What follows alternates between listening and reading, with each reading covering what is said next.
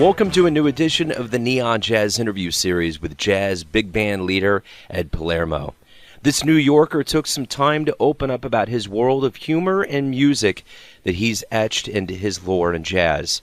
He can range from playing Frank Zappa to Jimi Hendrix and many licks in between from the bandstand. His latest 2016 album with his big band is called One Child Left Behind, and like his other work, it's phenomenal. Along with the music, he's a teacher and a professor at the Rhode Island College. He's got a lot of stories and a lot of great insights. So, get to know Ed and dig this interview, my friends. Thank you for taking some time to talk with me. I've always been a fan of your work and the big band work, so it's a pleasure to talk with you. Right back at you, Ben. So let's go ahead and start off here. I know, based on your website, the activity that's going on, but I always like to go to the horse's mouth. Give me a verbal snapshot of what's going on with you lately. We play at a club called the Falcon, which is an hour north of Manhattan. And the thing that's incredible about the Falcon is that there's no cover charge. It's just a donation box. And so I'm back to playing for the door, which I really haven't done since I was new in the business. When I say new in the business, I was like 22 when I first started, doing gigs for the door, and now I'm 61. And for my gigs in Manhattan, there's usually a guarantee plus overage. If a certain amount of people, it goes over a certain point, then we get extra money, blah, blah, blah. I mean, believe me, this is still pauper's existence. I'm not exactly Billy Joel here, right? But the thing about the Falcon is that the people in the audience are so appreciative that we always end up doing better than we do than when we play the guarantee places. Now, of course, I don't mean to cheapen this interview by just to talk about money. The special thing about the Falcon is that we do nowhere else is that we actually, when I figure out the material I want to play and the theme of the night, then me and a couple of the other people in the band, we come up with a little play. So we have like a little musical. Like in about 3 weeks, we're going to do one there where it's James Bond night, and the show is called Thunderballs. And so what we do is we took music from various James Bond movies and mash it up with Zappa and some other artists that I like, and we put on a show. We've been playing the Falcon now for about 4 or 5 years, but in the last 2 years, every time we play, there's a storyline to follow while we're playing, and which I think in jazz it's fairly unique in any genre of music except for Broadway, because that's what Broadway is. Of course, now keep in mind that none of us are actors, so it's really bad theater, but it's always incredibly funny, and the music is always, of course, really great. Then when we're not playing the Falcon, we play maybe 3 times a year at a club called Iridium in New York. There we just play the music. Now, we just released an album called One Child Left Behind. That's our most recent big band album.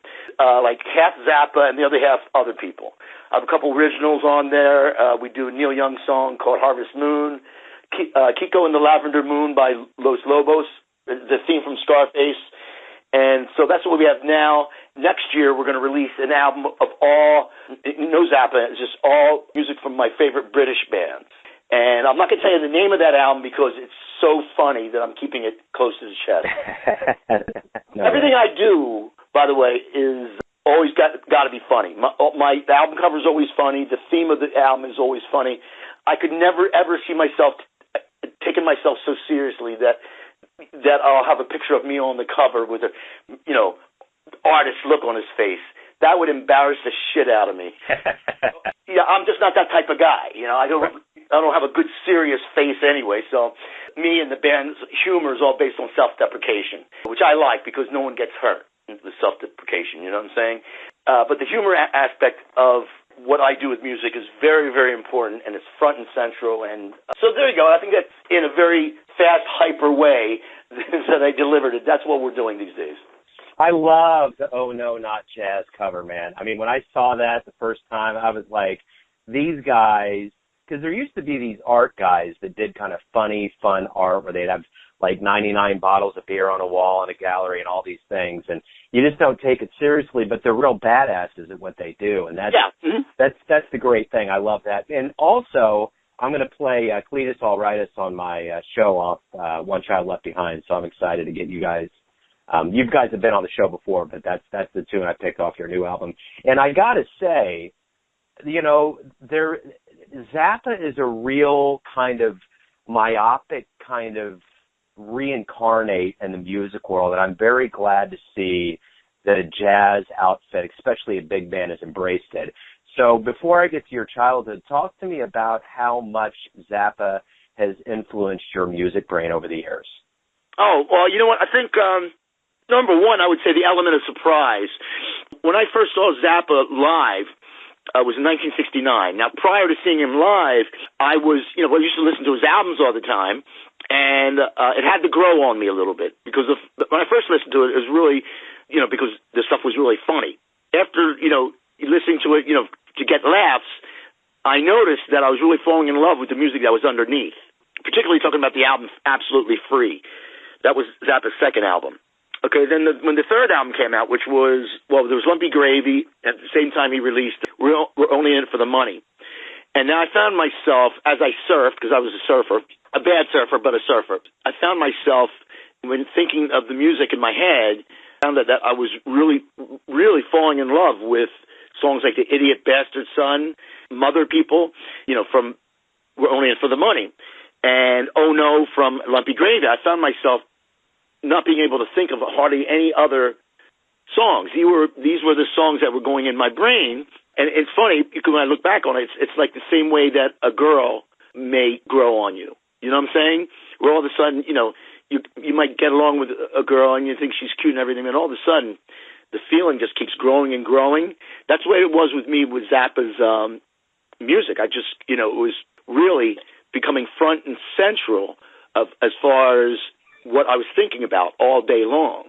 And when I was in class listening to, making like I was listening to my math teacher, all I was doing was running these entire albums in my head. We're only from the very beginning of side one to the very end of side two. Not surprisingly, I failed math and failed most everything else I was taking. And one of the reasons why is because I was so obsessed with this music. When I got to see him live, Zappa was performing a bunch of doo-wop, which I've never been crazy about doo-wop, but he was also performing songs like Uncle Meat. Now, the Uncle Meat album hadn't been released yet. So he opened his show at a club called the Electric Factory in Philadelphia. He opened the show with Uncle Meat. And all I know is that I never heard music like this before. The only thing that it was totally unlike anything that he had recorded before. So right off the bat, I'm like, wow. I mean, it was Uncle Meat, bum bum bum bum bum, and the drums are playing this like rock 3/4. In fact, Zappa started that set with him playing drums, and he had a guy Artie Tripp playing marimba, playing that iconic melody. It was almost like march music, but really hip. So anyway.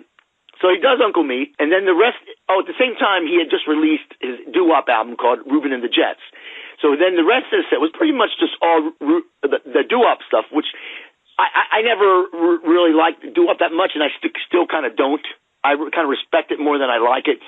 So I enjoyed the rest of the set, but not as much as that first song. But he ended the set with another song from Uncle Meat, King Kong. And at that point, I just thought, oh, my God. And during King Kong, Zappa would give the band like these certain hand gestures, which the music would just change, completely shift to a new tempo, to a new time signature, to a new feeling. Everything was this surprise. Now, I had never heard music that has ever done that before. The only time I've ever heard anything remotely like that was like in classical music, even though I never really listened to classical music when I was a kid. But it was the element of surprise was something that turned me on so much. I'm in ninth grade at this point. When I started writing my own music and arranging my own music for my band when I was in my early 20s, that was one of the first things that I knew that I wanted to hold on to. I wanted to practice the way Zappa did, is just it really surprise the listener with directions that they had no idea was coming. So that's probably a long-winded answer to whatever your question was. I don't even remember exactly what it was. It was that fascination with Zappa. You totally answered it. You totally nailed it. Yeah, that's exactly what I wanted to get at. So I'm going to go a little bit further back in your life and ask you, so you grew up in New York? No, I grew up in South Jersey, a town called Ocean City, New Jersey. Talk to me about your childhood and how you got into music. Well, my first memory of musical memory, as far as it having an emotional impact on me, was the Perry Mason theme. Oh, it's actually, Zappa actually covered a little bit of it. My parents would watch the show, and so whenever the show came, I was too young, of course, to even understand the show. All I know is that the theme song used to really affect me emotionally. It used to scare me. It used to make me sad, but in a way that I was totally drawn to.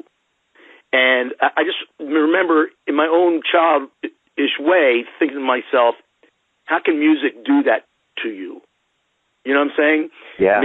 Maybe I thought maybe only people can do that to you, but music can do that to you. I mean, all I remember is the emotional impact that it had on me. Okay? And then as the years went by, I got into, the Beatles. And then the Beatles became, when I was 10 years old, in 1964, the Beatles became my obsession. And of course, they still are.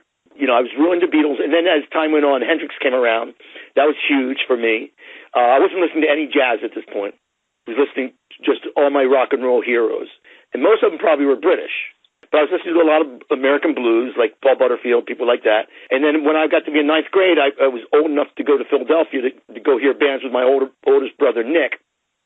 Nick was always the one, he's 4 years older than me. Nick was always the one that brought the great music into the house. He's the one that bought the albums, the LPs. He's the one who turned me and my other brother on to the greatest music. I still maintain that music was just incredible that we were into. So that I'd go up to Philadelphia with him to see these bands, Jethro Tull, Jefferson Airplane, The Who, and this is before Woodstock. So this is a time where you could actually hear or see live acts in a small club, because Electric Factory was just a warehouse, and so I saw the Byrds and all this incredible music that I still love to this day. That was what I did when I was in high school. When I got to college, I realized I was going to have to actually, if I wanted to be a musician, I actually had to start practicing. Since I was mainly a saxophone player, one of my heroes in high school was Edgar Winter. And his first album, Entrance, he plays alto saxophone on it like you wouldn't believe, like astounding. Have you ever heard the album Entrance? Yes, absolutely. Yeah. Well, so I figured I want to play saxophone like that. And through him, when I got to college and I started listening to jazz, and I realized that the people that influenced Edgar, like Cannonball Adderley and Phil Woods, those are the guys that I became obsessed with next. So then I had about 4 years where I was tunnel vision jazz. I wasn't listening to any pop music. Besides, I remember at the end of my senior year, and I apologize for all these tangents, but I remember hearing Hunky Dory, which is a David Bowie album. And I remember, I think it was actually even when I was starting getting into jazz, and I hated it so much that I thought, now is a good time to get away from rock and roll. Which is stupid because there was still great rock and roll being produced. I remember just thinking, well, I'm not digging this at all. So that kind of made it a little bit easier for me to get tunnel vision into jazz while still holding on to my love of my favorites, Todd Rundgren, Frank Zappa, Edgar Winter, the Beatles, and I never let go of my roots, but I just had a new direction, and I'm glad I did, because through that I became an accomplished saxophone player. So anyway, so there you go. That brings me up to college, because I haven't started arranging yet. So, but I figure I'll let you ask another question. Yeah, no, and you're totally at that point where I want to know, what did you learn in your higher education that helped you conceptualize music and really helped your music brain? Okay, that's a great question. I would say next to nothing as far as what the school is teaching. The saxophone teacher, I think, taught me a couple good things about producing a good sound, but really got me to be a good saxophone player was just listening to my heroes, Cannonball Adderley, Phil Woods, and then also listening to peers. I think, because I had some friends who played the saxophone much better than me. I would hang out with them and you just try to emulate them. You know what I'm saying? Really think as far as blowing into any wind instrument, that's really, you're probably going to get the most doing that. If my teacher never played for me, I would even ask him, could you play this for me to give me an idea of what it should sound like? And he never would. So I didn't think he was a very good teacher. God rest his soul. He's not with us anymore. But I just don't think he was a very good teacher because I believe in teaching by example. I'm a teacher now. That's how I make a living. And I play for my students all of the time. And it really works because they, just through osmosis, they have, you know, even though they might not be even conscious of it, what they're trying to do subconsciously is trying to sound like their teacher, which is a good thing. You want that, right? So anyway, so as far as learning about, because in college I also got really into classical music, listening to classical music constantly, because I knew eventually I'd like to be a composer and arranger. I knew eventually I'd want to do that. But once again, none of the classes really got me into listening to those people. It was my peers, my friends in college who were into classical music. They were the ones that say, check out this composer. My college experience had more to do with being in a community of like-minded musicians than it was the teacher aspect of it. When I look back on it, I really don't think I got hardly anything from any of the teachers. So let me ask you this. The one thing that I did see that was a big influence on you, which seems to be your teacher, are the musicians and the albums you've listened to. Impact by Charles Tolliver was a big inspiration for you. Why was that? Oh, that's a great question. When I was in college, I was in the jazz band in college, which was a great experience because you got to sight read like every day, right? That was the value of that. But the thing is, at the time, I was not, musically speaking, as far as the emotional experience, I thought that all the material that the guy brought in was this corny big band stuff. Even though I now have a much better appreciation for it, at the time, just didn't sound, it sounded dated to me, you know? So all of a sudden, I hear Charles Tolliver, his Impact. I found myself, like if I was driving, I couldn't listen to it because it would make me drive too fast. It was making my heart race. I loved it so much. It was like unbelievable. At the time I started composing, and because before I started arranging, you know, for larger groups, when I was in college, I put together like a quartet, and I really kind of based it on the intensity of Charles Tolliver. But I knew at some point, if I ever put a band together, that I was going to use that as a model of what I wanted to do. As far as just that, I don't know, that urgency, you know, that was always, Impact was always a kind of a, I don't even know what the word is. It was just an example of what I wanted to do. You know what I'm saying? The thing where when people listen to it, they're like back in their seats. You know what I'm saying? They're absolutely. Just, you know, where they grab you by the heart. I would say that the two songs that I've released that really show the influence of Impact was from the Oh No Not Jazz album, from the Palermo disc, and an Escape Nonetheless, and then from the One Child Left Behind album, a song called Vengeance. Those songs I owe them completely to Impact. Well, let me ask you this. You could have done anything in a jazz career as a saxophonist. Why were you lured into the big band realm of everything? Yeah, that's another great question. When I first moved to New York, I came here as a tenor saxophone player. And one of the first things that happened is I became astoundingly intimidated by players who came there who were much better than me. And I used to make all the jam sessions, and I took all the bad vibes that a lot of the older players can give you. You know what I'm saying? Yeah. All the constructive and non-constructive criticism. But it got to the point where I completely burned out on going to jam sessions. And it was one time I went to the Village Vanguard, and I heard Woody Shaw. Woody Shaw is one of my favorite trumpet players. And I heard him play a lot live when I was in college. He'd come in, and he either, if he was playing with Art Blakey, and then he would come in with his own band. Well, I went to see him at the Vanguard when I first moved to New York, and he had a 4-piece horn section. And he had, you know, these arrangements, I guess, that he did. I remember thinking, you know what, I think I can do that. So, keep in mind, I had never arranged for horns before, and I didn't even know the arrangements of some of the instruments. There was some real basic stuff I just didn't even know. But I had some friends that were arrangers, a couple friends, one guy named Dave LaLama, who teaches at Hofstra University in New York, and I got another guy named Tim we met, who is an arranger in New York, and we're still all friends these days. These guys really knew about arranging, so I would ask them questions, and they would answer my questions, and then I embarked. I put together a nonette, 5 horns with a 4-piece rhythm. Then I just did the trial and error method. I took these songs that I had been composing, and then I, wrote arrangements to them. I bought a book about arranging by Don Sebesky. The problem with that book was it was way too advanced for me. So I did completely the trial and error method for really quite a few years. But the band started becoming performable after only maybe arranging for a year. So we actually started doing some gigs, door gigs. Then what happened was I still didn't ever think seriously about putting a big band together until a friend of mine who just started playing with Buddy Rich said, "Listen, I'm playing with Buddy Rich now. Why don't you write them for big band, and I'll get the chart to him," because Buddy's always looking for charts. I said, okay. So I took those same charts that I wrote for the nonette, and I wrote them for big band. I found out the exact instrumentation that Buddy was using, which was 4 trumpets. He only used 3 trombones, but 5 saxes, piano, bass, drums, and guitar. So I wrote a handful of charts.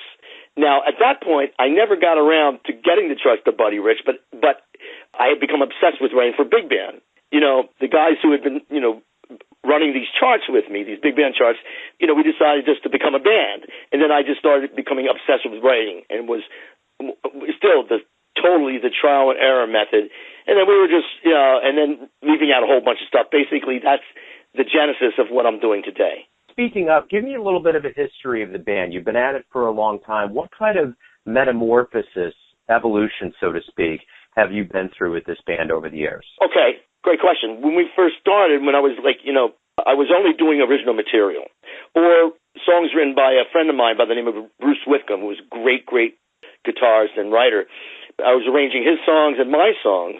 And then eventually did our first album, made up of songs of my songs and his songs. Then eventually I burn out on it, just because that's what happens when you're playing for no money, and I just burn out on it, and so I stopped it for a while. But that had become like a kind of recurring theme. I'd burn out for a while. I wouldn't do it for almost a year.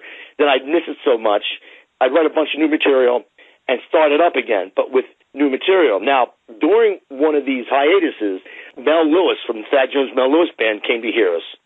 And he told me he really liked my writing, but he wished he would like to hear more swing. So, of course, I was so enamored with Mel Lewis. I always loved his drumming, and Thad Jones was always one of my heroes, that I started just writing straight-ahead stuff.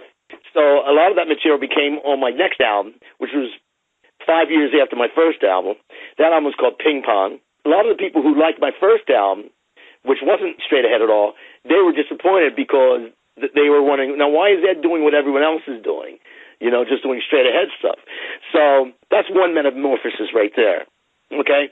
So eventually, so we're playing, these gigs, and then eventually I burn out on it again. The big thing happened was I heard Zappa was sick and dying. So I thought, I'm going to write some arrangements for my hero, because he was always my hero, right? Sure. I took some of his songs and I wrote big band arrangements. Then when he died, I thought, at the time we were playing once a month at a club called The Bitter End. Then when he died, I thought, you know what, I'm going to write a whole show of Zappa stuff, and just one of these monthly Mondays, I'm going to do a whole night of Zappa. Now this is right at the beginning of the internet, right at the beginning of people using emails and stuff. At the time, the word got out that a big band from New York was going to play the night of the music of Frank Zappa. Now, as you can imagine, whenever we played at any gig, but let's say like at the Bitter End, the band always outnumbered the audience. No one cared, no one knew or cared who I was. But once the world found out that there was a band 6 months after Zappa died, that there was a band going to play his music, people from all over, I would say the world, but we had people drive down from Canada. They had never heard of me, All they knew was they loved Zappa, and they heard a big band was going to play the music of Frank Zappa. So that was eye-opening right there. So we do the show, and it's a huge success. Now, the bitter end never treated me very well, you know. So I wasn't like I loved playing there, but it was only one of the only places I could play. It was hard for me to get a gig anywhere. Even after being on the scene for 20 years, I had no clout at all. Sure. Now, at the time, the big club in town was a club called The Bottom Line. After we did that bitter end gig, I figured, all right, we're going to go back to doing, my monthly, I'll continue doing my monthly bitter end gig, go back to doing my own original material. And so my bass player and my brother both said, Ed, this thing is way too good. The Zappa thing is way too good to just do once. And my brother John said, write a letter to The Bottom Line and tell them about it and see what they say. And I did. The guy from The Bottom Line called me. He said, let's give it a shot. So to me, this was the big time. This was the big time for me because Bottom Line would never have my band in it. Now, this is a club that had Springsteen. I mean, it was, Zappa played there just sitting in with the Turtles. But this is a club with major league history. I think the band played there, Robbie Robertson, Edgar Winter played there, Phoebe Snow, all these great musicians played there. Something, oh my God. We rehearse for this thing, and we do a night there at The Bottom Line. We sell out both shows. And now, it's astounding. They hold a lot more seats than the bitter end does. And so now we're selling out. And keep in mind, still, no one knows who I am. It's not like anyone's coming. It's not like I'm deluding myself and thinking, yeah, I'm really big. It was completely the name Zappa. And I thought to myself, holy shit, I've got something here. Yeah. And so, long story short, we played 9 years at The Bottom Line. The entire time, I'm writing new arrangements of Zappa's music. We played there every other month. So 6 times a year, we played Zappa show with new material all of the time. I mean, to a point, I have over 300 arrangements now of Zappa's music. I mean, wow. 6 arrangements of King Kong alone. You know what I'm saying? Yeah. So that brings us. We played The Bottom Line from 1994 to 2003. Yeah, so that brings us to 2003. So I'm gonna let you actually ask a question now. Yeah, no, absolutely. No, that's perfect. What I want to get out of you too, the other side of you being a teacher. You've mentioned some teachers, but I want to know, as someone that's teaching, personally for you, what teacher instilled such good advice that still roils around in your head? Bigly, so go ahead. Great question, man. Well, like I said, there was no teacher in college that gave me, that I can think, that got me anything that has sustained me. I was always, because I had, I had a high school choir director named Louis Benzon who turned me on to some composers, I like Ravel and something like that. So that was it. But like I said before, I think I got most of my the stuff from peers more than teachers. I never really took lessons with anyone after I got out of college, And even when I was in college, I was getting more out of listening to records than I was, from any particular teacher. And when I got out of college, I decided I never wanted to study with anyone anyway. The lesson I learned, no matter how misguided this was, the lesson I learned from college was, if you want to learn how to do something, you got to teach it yourself. And there are certain things I'm glad I'm self-taught, because now I really appreciate the fact that I think what I have is a unique style of arranging, and I think that might have a lot to do with the fact that I just did it strictly trial and error, and I never took any teacher's advice on exercises on what to do, But I don't know. I know I'm not answering your question, and I know this is another tangent. I just don't really have an answer to that question. I hate to say, hang up the phone and think, oh man, I should have given props to this person. I remember Gil Evans once told me something interesting.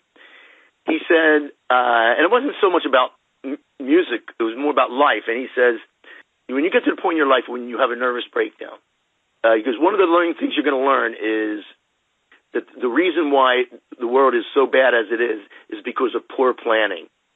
At the time, I'm 25 years old. I had no idea what the hell he was talking about. And once again, it had nothing to do with music. I suppose it could. But I think what he was telling me was that in politics and anything is that the reason why things get fucked up is because people just don't plan shit well enough.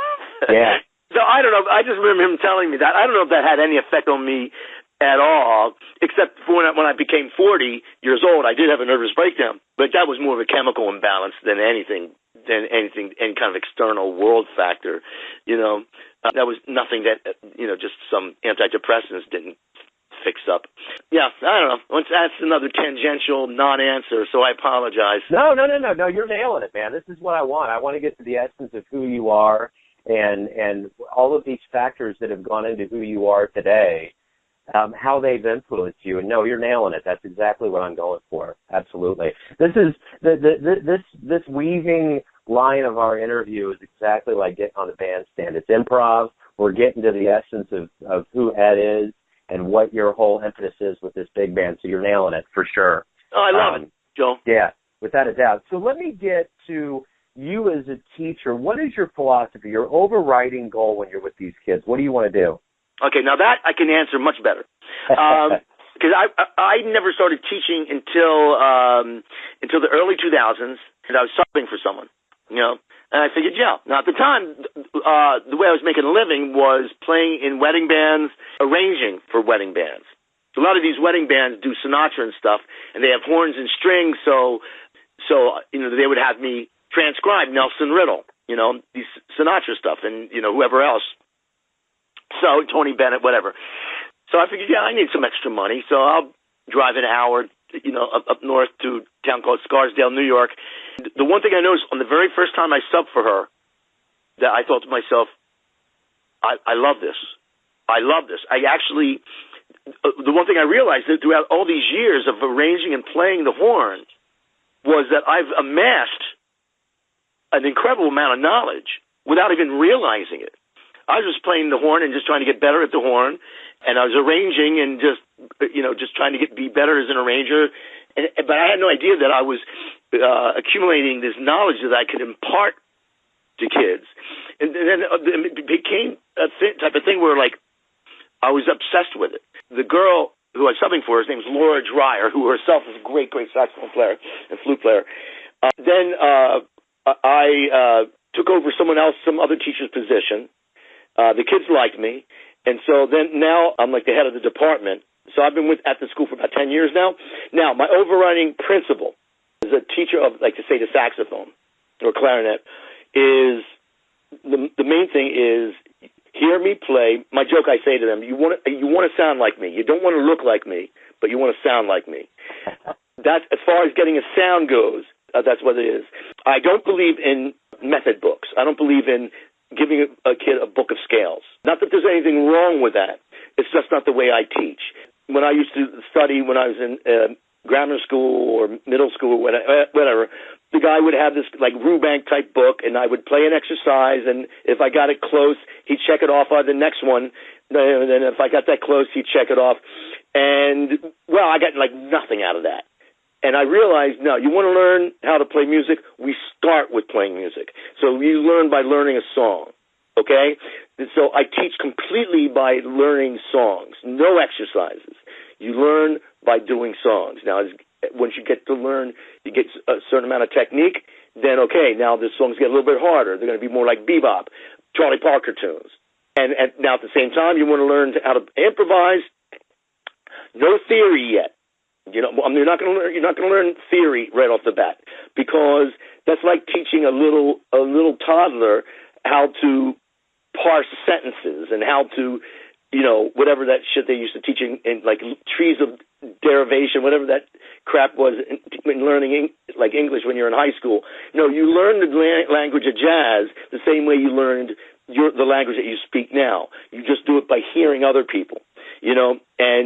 So I would write solos, jazz solos for them to learn. I would have them learn, pretty easy transcriptions of Sonny Stitt and Charlie Parker. Well, no, Charlie Parker is easy, but Dexter Gordon, all the people that didn't play impossible. So I'd have them do transcriptions. Therefore, they're getting that vocabulary. They're learning that language without attaching it to some boring theory thing, right? Eventually, the kid wants to know, why does this work? Does these notes sound so good at this point in the song? Then I can say, okay, it's because the chord is this. The guy's playing the notes of the chord plus this one other little thing that give it that little tweak. And then I can explain to them very slowly why the notes work. In other words, theory. But the overlying principle is you learn the language first, and then you learn why those notes work. When it comes to learning teaching jazz, that's my principle. Wonderful. Let me ask you this. It's a general question, but it packs a punch. You've dedicated your life to the jazz craft. Why do you love jazz? Okay, I owe that all, I swear to God, to Zappa and Edgar Winter. Edgar Winter, his album had a lot. Well, first off, the saxophone playing. Now, I was a saxophone player, and when I was in high school, I thought I was good because I compared myself to the really bad saxophone players at the time, like Chris Wood from Traffic. God, who else played bad saxophone? What other British guy played bad saxophone? Because I thought I was, because I played on that level, maybe even a little bit better than some of those people. And it was Edgar Winter, and when I heard, you remember the band Dreams? Yes. Okay, when I heard Mike Brecker, I thought, I remember being crushed when I re-listened to him and Edgar, and I thought, oh my God, I can't do that. I thought I was good. I thought I was good because I was comparing myself to my friends, and I was comparing myself to Chris Wood. And I thought, holy shit, they're playing stuff I don't understand.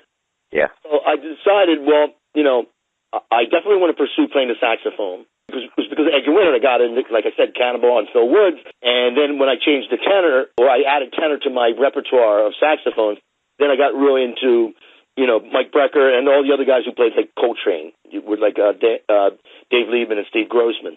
God, I hope I'm not getting off on a tangent again. No, you're good. You're good. Also, Entrance, Edgar's album was jazzier than anything Zappa was doing. Zappa's main jazz influence was modal. King Kong was akin to Miles Davis, or akin to John Coltrane's My Favorite Things. It was modal. It was a long time on one minor chord, and I really related to that when I was in high school. So that's what got me into the modal jazz, was Zappa. But what got me into realizing how cool 2-5-1 music can be, like functional, like Great American Songbook type of harmony, is Edgar from Entrance. It was Entrance that made me realize, that chord progression isn't as corny as I thought. I would say, now keep in mind, I'm a big Todd Rundgren fan at the time, but Todd didn't really have much jazz influence. But Todd's another story. I could go on. I could go on for decades on Todd Rundgren, but I want to answer your questions the best I can. So Sure. There you go. Zappa for modal, Edgar Winter for I guess for lack of a better word, functional harmony. Cole Porter type harmony. Let me ask you this, and I think this is going to kind of wrap up your essence. This is my final question. I want to know. Everybody has a version of who you are. Your family do, your friends do, your business associates, those that are in the crowd that watch you perform. But who do you think you are? I think I'm a really funny guy who sees no reason why that funniness can't be a part of the music. I'm a guy who really feeds off other funny people. A guy who appreciates from the bottom of my soul all musicians who've ever been a part of my vision. Particularly my current band. I do not consider myself to be a musical genius because the people who I consider to be geniuses, I'm nowhere close to being. I don't think I'm close to being Zappa. I don't think I'm close to being Todd Rundgren. I definitely don't consider myself being close to the Shostakovich and Prokofiev. These are all my favorite musicians, all my favorite composers. But so I don't think I'm a genius, but what I will say about myself, I find myself to be more creative than a lot of geniuses that I've met. So that might sound like a weird thing to say. Then you could say, well, doesn't that mean you consider yourself a genius? No, because I think geniuses have this quality that I just know that this thing that I can't get at. because my intelligence is really just is really kind of average. I mean, you should see me watch, play Jeopardy with my wife. Whew. Like Bruce McDaniel, he's the guitar player in my band, right? And he's the guy I bounce ideas off more than anyone. He's like a real partner. What he does for a living, he's one of the greatest musicians I've ever met, for one. But what he does for a living is he fixes like Merrill Lynch, all those people. He fixes their computer problems. But he can do it just over the phone. He says, do this, do that. He's one of these guys that is so brilliant. And when he talks, I mean, it's astounding, whether it's music or anything. He's probably one of the smartest human beings I've ever met in my life. Him and Mike Keneally. You used to play guitar with Zappa. Those guys, their intelligence thing, I don't come close to that. But I will say this. Both those guys admire me for my creativity. And another guy who I do a lot of arranging for, Christian McBride. He's probably the most famous jazz musician now. Wins a Grammy every year. He himself is a great jazz arranger. He hires me for stuff. So those are the things that make me. And I hate saying this. It makes me proud of myself. I sound like Trump, but like when Trump goes, "I'm really proud of myself." What are you? Yeah, right. 8 years old. But we all need to have a certain feeling, a sense of importance, and it's the respect of people like Christian McBride and Bruce McDaniel that does it for me. As long as I have that, But even if I didn't have that, I just do what I do. But it's really nice to have that. That's how I see myself. I see myself. I don't think I'm a genius. In fact, I know I'm not a genius. But in the same way that I'm not as funny as the great comedians, sometimes I'm as funny as them. You know what I'm saying? Absolutely. So that humor is a thing that's very, very important to me. Absolutely. I dig it, man. Yeah, you nailed all of it. Yeah, I think I got a very true essence of who you are as a person and as a musician. Thanks for taking some time out to talk with me today, man. I appreciate it. Oh, and one other thing. I'm a guy who my main thing in life is fun. It's got to be. This is one of the things that Christian McBride and I share, and that is any situation we're in, everyone's involved and everyone has fun. That we both have that. If you see anything that Christian does, he does. He's not going to do some esoteric stuff where he just doesn't give shit who's in the room. Everyone is involved, and so the fun aspect of it is real important to me too. Perfect. Ed, man, thank you for taking some time out. It was great to get your story. Beautiful. Thanks, Joe. This is tons of fun, man. Thanks for listening and tuning in to yet another Neon Jazz interview, where we give you a bit of insight into the finest players in New York, Kansas City, and spots all over the globe, giving fans all that jazz. And thanks to Ed for his humor, his history, and that jazz story. If you want to hear more interviews, go to Famous Interviews with Joe Domino on the iTunes Store, or visit theneonjazz.blogspot.com for all things Neon Jazz. Until next time, enjoy the music, my friends.